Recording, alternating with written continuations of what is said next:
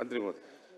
अध्यक्ष महोदय, सन्मान्य सदस्य, सरोजताईंनी जो मुद्दा या ठिकाणी मांडला ती वस्तुस्थिती खरी आहे.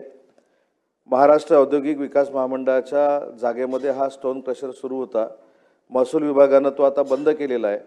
परंतु उद्योग विभागाचे जे विकास आयुक्त आहेत, सिनियर ऑफिसर आहेत, त्यांच्या अध्यक्षतेखाली एक सदस्यीय समिती नेमून हे नक्की कशा पद्धतीने ही जागा वापरण्यात आली याची चौकशी केली जाईल.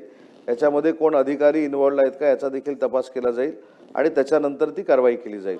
परंतु याच प्रश्नाच्या अनुषंगानं राज्याचा उद्योग मंत्री म्हणून मी सभागृहाला आश्वासित करू इच्छितो की ज्या जागा MIDCनं एखाद्या पर्पजसाठी दिलेल्या आहेत, परंतु त्या पर्पजसाठी त्याचा वापर न करता दुसऱ्या पर्पजसाठी त्याचा जर वापर होत असेल तर या सगळ्याचा सर्वे पुढच्या 60 दिवसामध्ये केला जाईल आणि अशा पद्धतीनं दिलेल्या जागांचे मालक वेगळ्या गोष्टीसाठी जर जागा वापरत असतील तर त्यांच्यावर देखील कायदेशीर कारवाई केली जाईल.